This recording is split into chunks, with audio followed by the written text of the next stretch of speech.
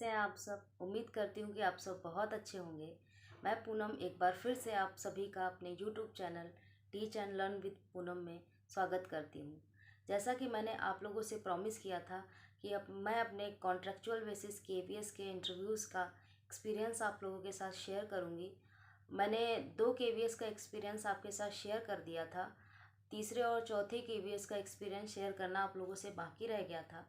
तो वो एक्सपीरियंस मैं आज आप लोग के साथ शेयर करूँगी। प्लस आप लोगों को ये भी बताऊँगी कि मेरा कहाँ कहाँ सिलेक्शन हुआ है। मेरा सिलेक्शन की जो लिस्ट है वो आ गई है। आप लोग मेरा सिलेक्शन कहाँ कहाँ हुआ है ये जानने के लिए वीडियो में कंटिन्यू रहें। मैंने 3rd केवीएस में जब अपना इंटरव्यू दिया था तो वहाँ पे जो क्वेश्चंस पूछे गए थे वो मिक्स थे। जैसा कि फर्स्ट डे मुझसे जो पूछा गया था और सेकेंड केवीएस में जो पूछा गया था उन दोनों के मिक्स क्वेश्चंस मुझसे 3rd डे पूछे गए थे। फर्स्ट डे मुझसे पूछा हुआ था उन्होंने कि आप जो है एनईपी के बारे में बताइए। तो मैंने एनईपी का जो डिस्क्राइब वहाँ किया था और मुझे लग रहा था कि कुछ कमी रह गई है एनईपी में। मुझे बताना चाहिए था कि ये 3rd एनईपी है और जो है इससे पहले 2 एनईपी आ चुकी हैं। लेकिन ऐसा मुझे लगा कि 3rd केवीएस में वो जानना ही नहीं चाह रहे थे कि इतना ज़्यादा डिटेल, बस वो बस बेसिक इन्फॉर्मेशन लेना चाह रहे थे। मैंने उनको जब बताया कि सर ये 3rd एनईपी है, इससे पहले 2 एनईपी आ चुकी हैं और उनका डेट भी बताया, तो बोले ओके लेकिन इसमें क्या क्या मेंशन किया गया आप वो बताइए।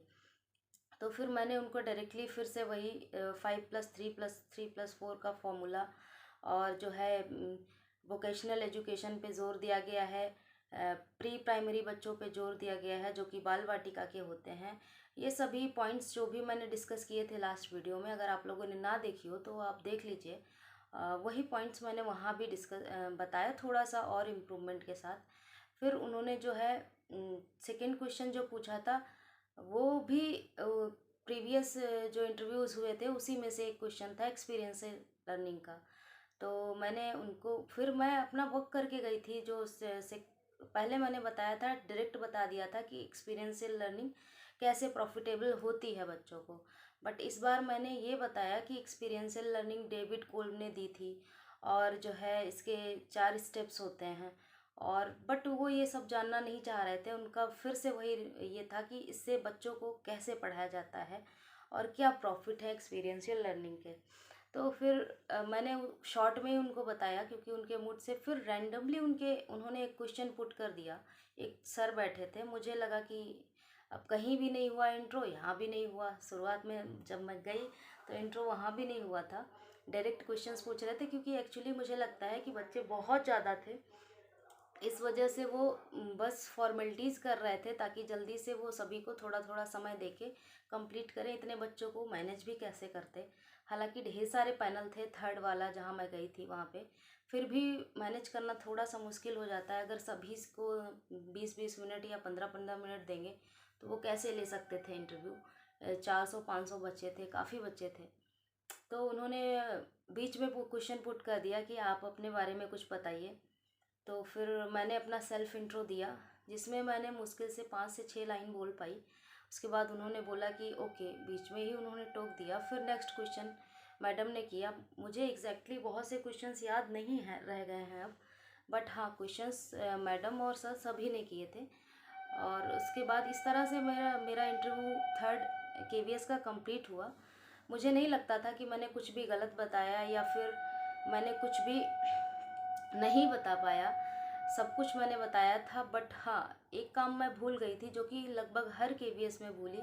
मैं बोर्ड पे जो भी लिखा था, मैंने हिंदी इंग्लिश की स्पेलिंग हर जगह लिखवा रहे थे वो लोग। तो जो जो बोर्ड पे मैंने लिखा था या फिर जो पहले से मैं रफ़ करना भूल गई किसी भी केवीएस में, मैंने शायद ये मेरा एक वीक पॉइंट रहा। और दूसरा, मैंने ड्रेसिंग पे उतना ज़्यादा फोकस नहीं किया था क्योंकि मैं उससे पहले बिज़ी थी। मैं रैंडम बस इंटरव्यू देने पहुंच गई थी, तो ड्रेसिंग का भी इशू था मेरे साथ। बाकी मेरे क्वेश्चंस सारे सही मैंने बताए जो भी उन्होंने पूछा। हर एक केवीएस में मैंने सारे क्वेश्चन सही बताए। आप लोग को फर्स्ट वीडियो में मैंने एक क्वेश्चन दिया था कि एक बच्चा है जो स्कूल भी नहीं आ रहा है और उसके पेरेंट्स का भी अता पता नहीं है, या फिर और उसका जो है मोबाइल भी स्विच ऑफ जा रहा है, उसने अपनी प्लेस भी चेंज कर ली है, तो वो उसको कैसे रीच करेंगे आप। तो मैंने उसका आंसर दिया था कि मैं, आप लोगों ने भी शायद यही सोचा होगा, अगर आप लोगों ने ये सोचा है तो अच्छा सोचा है। उसका आंसर होगा कि हम उसके फ्रेंड्स से पूछेंगे, और अगर फ्रेंड्स से भी नहीं पता चलेगा तो उसके नेबरिंग जहाँ वो रहता था उसके आसपास की लोकेलिटी से भी पूछ के पता कर सकते हैं। अगर आप लोग के मन में कुछ और आंसर्स हों तो प्लीज़ कमेंट करके बताइएगा कि इसके और क्या क्या आंसर्स हो सकते हैं। मेरे अकॉर्डिंग यही है कि उसके सबसे पहले उसके फ्रेंड्स से पूछेंगे, जो क्लोज़ फ्रेंड्स हैं, क्योंकि बच्चे अपनी जो भी बातें होती हैं वो क्लोज़ फ्रेंड्स से डिस्कस करते हैं। अगर वो नानी के घर गए हैं या फिर किसी रिलेटिव या कहीं घूमने, तो फिर वो बच्चे बता देंगे कि मैं यहाँ वहाँ जा रहा हूँ, अपने फ्रेंड्स को ईज़िली बता देते हैं। अदरवाइज़ अगर बहुत ज़्यादा ये है तो वो फिर उनके पड़ोसियों से पूछ के भी पता किया जा सकता है। उसके बाद जो फोर्थ वाला था, उस दिन काफ़ी बारिश हो रही थी, मुझे लग रहा था कि बहुत से बच्चे नहीं जाएंगे इंटरव्यू देने। फिर मेरा भी मन नहीं था, लेकिन मैं ज़बरदस्ती चली गई थी कि बारिश की वजह से बच्चे तो ऑब्वियसली कम पहुँचे थे, लेकिन वहाँ पे पैनल भी सिर्फ एक था और वेरिफिकेशन करने वाले भी सिर्फ एक थे। तो मेरा 30 नंबर पे होने के बावजूद भी बहुत लेट वेरिफिकेशन हुआ और बहुत लेट सारी प्रोसेस शुरू हुई। उसके बाद उन्होंने लगभग अप्रॉक्स 10 to 15 बच्चों का उन्होंने सही से लिया होगा इंटरव्यू। उसके बाद उन्होंने बस आया और 2-4 क्वेश्चन पूछे और चला आया, 1-2 क्वेश्चन पूछे और भगा दिया, बस ऐसे ही, नो इंट्रो और नो क्वेश्चनिंग। सबसे, मुझे लग रहा था कि सबसे बुरा मेरा वहीं का गया, क्योंकि उन्होंने कुछ पूछा ही नहीं। मेरा जब टर्न आया तो मैं गई अंदर, तो उन्होंने सबसे पहला क्वेश्चन पुट किया कि आपका फेवरेट सब्जेक्ट कौन सा है। तो मैंने कहा कि मैथ्स। तो बोले अच्छा, मैथ्स में आप क्या पढ़ाना पसंद करोगे। और वो ऐसे भी नहीं बोल रहे थे, वो बहुत ही अजीब टोन में बोल रहे थे, ऐसा मुझे मुझे उनसे डर लग गया था कि वो बहुत ही रूडली बोल रहे थे। मैं बहुत डर गई उनके पहले क्वेश्चन से ही कि आपका फेवरेट सब्जेक्ट कौन सा है। मैंने कहा अरे बाप रे, ये कौन है। फिर उसके बाद मैंने कहा मैथ्स है। तो बोले मैथ्स में कौन सा टॉपिक पढ़ाओगी। तो मैंने कहा सर फ्रैक्शन। तो उन्होंने कहा व्हाट इज़ फ्रैक्शन। अब मुझे लगा कि जैसा कि हम लोग के माइंड सेट में फिक्स है कि बच्चों को पढ़ाना है तो उसको पहले इन्वायरमेंट से कनेक्ट करना है, बट उन्होंने डायरेक्ट डेफिनेशन पूछी। तो मैं थोड़ा सा 1 सेकंड रुक के फिर बोली, when whole is divided into parts is equal parts is called fraction. तो बोले whole, what is whole, whole क्या होता है। तो मुझे लगा अब मैंने क्या गलत बोल दिया। फिर मैंने तुरंत कहा सर टोटल। बोले वैसे बोलो ना टोटल। बहुत अजीब तरीके से वो बोल रहे थे। खैर उस क्वेश्चन का आंसर दिया। तो उसके बाद बोले कि मल्टीप्लिकेशन क्या होता है। तो मैंने कहा सर जब एडिशन मल्टीपल टाइम करना हो तो हम एडिशन के थ्रू ना करके मल्टीप्लिकेशन के थ्रू करते हैं। Multiple time addition is called multiplication. तो बोले कि मैंने ये तो नहीं पूछा कि एडिशन क्या होता है, आपसे मैंने जो पूछा आप उसका जवाब क्यों नहीं दे रहे कि मल्टीप्लिकेशन क्या होता है। तो मैं थोड़ी देर तो चुप रही, क्योंकि मुझे नहीं समझ आ रहा था कि मैं इसका क्या आंसर दूँ। आप लोग बताइएगा अगर आप लोग के माइंड में हो, अभी तक मुझे नहीं पता कि। फिर उन्होंने बोला मल्टीप्लिकेशन को जो है हिंदी में क्या बोलते हैं। तो मैंने कहा कि सर गुणा। तो बोले कि ओके फिर गुणज क्या होता है। तो मैंने उनको रिप्लाई दिया कि सर गुणा करने से जो है प्रोडक्ट मिलता है उसे गुणज कहते हैं। अब पता नहीं मैंने सही दिया या गलत, आप लोग कमेंट करके बताइएगा।